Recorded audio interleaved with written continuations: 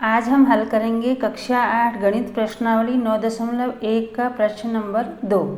प्रश्न नंबर 2 है, एक समलंब का क्षेत्रफल 34 सेंटीमीटर स्क्वायर है और इसकी ऊंचाई 4 सेंटीमीटर है।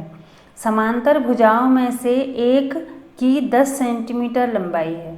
दूसरी समांतर भुजा की लंबाई ज्ञात कीजिए।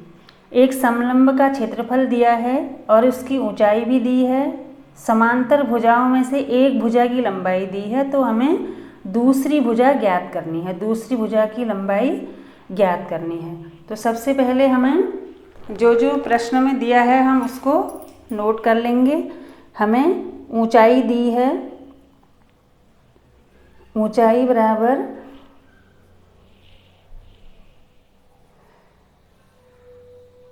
बराबर है 4 सेंटीमीटर।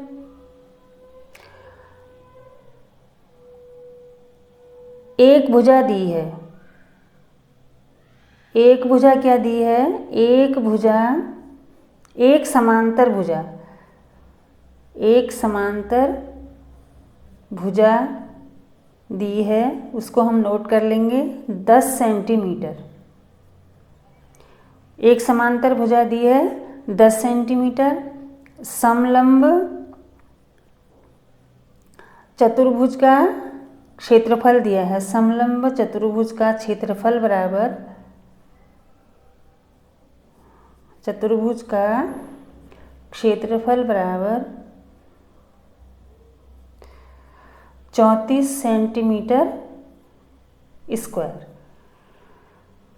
तो हमें दूसरी भुजा निकालनी है, तो मान लेंगे हम, माना दूसरी समांतर भुजा बराबर, दूसरी समांतर भुजा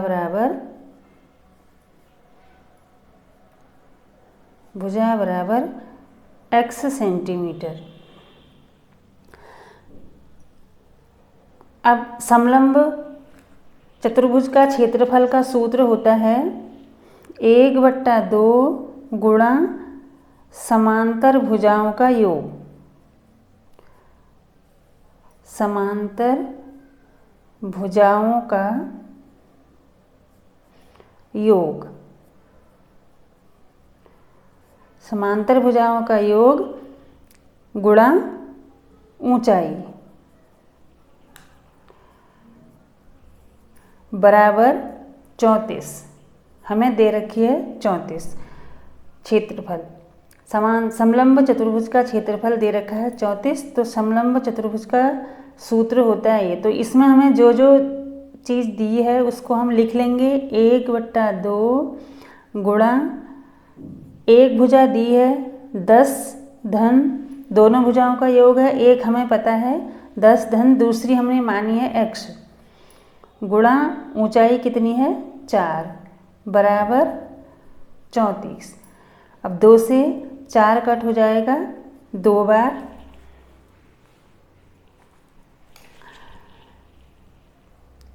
तो 10 धन x बराबर, ये 2 को हम इधर ले जाएंगे, 34/2। ये गुणा में है 2, यहाँ भाग में जाएगा। 2 से 34 कट हो गया 17 बार।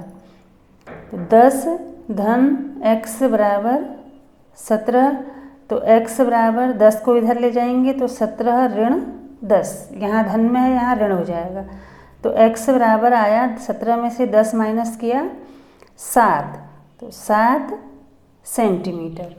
तो दूसरी भुजा हमने मानी थी x, तो x का मान आया 7 सेंटीमीटर।